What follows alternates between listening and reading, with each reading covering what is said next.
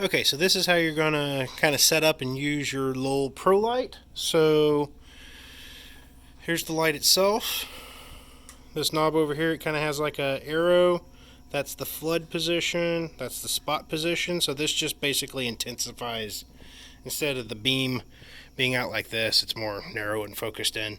I think for our purposes, anywhere from the middle to flood will be just fine.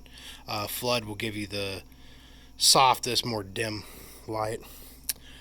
Here on the back, there is a little light switch. That's the on-off switch. That's the off position. That's the on position. We'll leave it off. And then over here on this side, there is a head tilt adjustment knob. So if you loosen that up, you'll be able to tilt the head up and down. Tighten it back up, it'll lock it into place. This knob here simply clamps the light onto the stand, onto the shaft of the stand here. And then this knob, you'll see, kind of has a screw in there. There's like a little shaft. I'll show you what that does here in just a second. Okay, so let's get this guy hooked up. So these lights have one of these types of plugs on the end. You'll have to plug this into a standard, I call it like a D-type plug. The other end is just a regular Edison plug. So it's a little three-prong plug. So just get these dudes lined up here. It's hard to do one-handed. There we go. Just plug those into each other, just like that. And then, hey, here we go. Cool. Now keep in mind, these lights get really, really, really hot, like burn you, melt, destroy things hot. So be super careful with them. Another thing, do not adjust the stand while the light's on. The bulbs have a tendency to break filaments if they're jarred very quickly. So it's always a good idea to, once you're done with the light, to leave it turned off for a good 10 minutes or so, let all the heat come out of it, and then you can collapse it and move it around, do whatever you need to do with it. Okay, so this light like this, that's really intense, it's really harsh, it's not easy to work with, so we're gonna want to soften the light up a bit. So to do that, we're going to use an umbrella.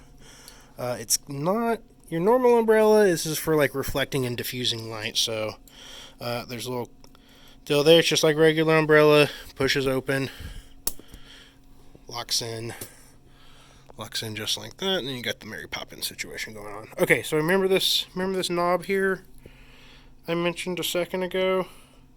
So that hole there, get the cord out of the way, just passes straight through underneath the light. We're going to stick the shaft of the umbrella in through that hole. There we go. See it kind of pass through there? Okay. Sorry, having a hard time doing it one-handed. And then we're going to tighten this down. That'll lock the umbrella into the light. Alright, and I tighten the clamp down over here so it doesn't tilt and slam down with the umbrella attached to it. So this is kind of the position you're going to want it to be in. You want the light kind of shooting up and in. So have a look at this area here.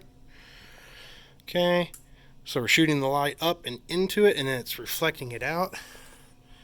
Look how nice and neat and even that light is.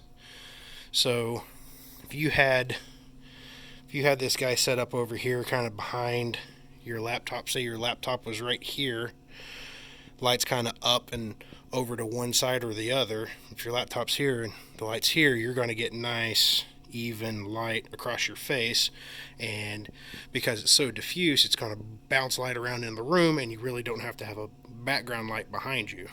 So anyways, that's kind of the setup we got for you. Hopefully this works out. If you need it to be a little bit brighter,